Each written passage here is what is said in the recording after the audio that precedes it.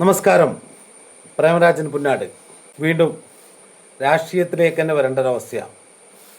സിയുടെ റിപ്പോർട്ട്, കേന്ദ്ര കമ്മിറ്റിയുടെ റിപ്പോർട്ട് കേന്ദ്ര കമ്മിറ്റി കേരളത്തിലേക്ക് ചർച്ചയ്ക്ക് അയച്ചിട്ടുള്ളത്. അത് പൊതുമധ്യത്തിൽ പ്രസിദ്ധീകരിക്കുകയും ചെയ്തു.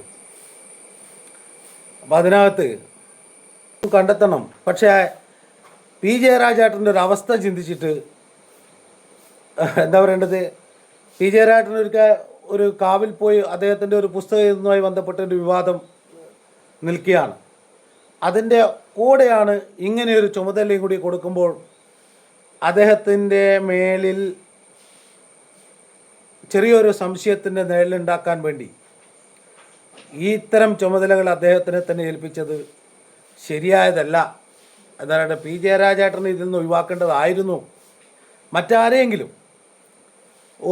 ആ ചുമതല ഏൽപ്പിച്ചാൽ, കാരണം പി ജയരാജേട്ടനെ സംബന്ധിച്ചിടത്തോളം അദ്ദേഹം വിശ്വാസിയല്ല എന്ന് അസന്നിഗ്ധമായി പറഞ്ഞ ഒരാളാണ്. വിശ്വാസത്തിലുള്ള തോട്ടത്തിൽ രവീന്ദ്രനെ പോലുള്ള ഒരുപാട് ആളുകൾ, അല്ലെങ്കിൽ സംസ്ഥാന കമ്മിറ്റിയിലുള്ള ആളുകൾ, അവരെ ആരെങ്കിലും ഏൽപ്പിച്ചാൽ മതിയായിരുന്നു എന്നാണ് എൻ്റെ അഭിപ്രായം. ഇതുമായി ബന്ധപ്പെട്ട് കേന്ദ്ര കമ്മിറ്റിയുടെ റിപ്പോർട്ടുമായി ബന്ധപ്പെട്ട് ഒരു വീഡിയോ കൂടി ചെയ്യാനുണ്ട്.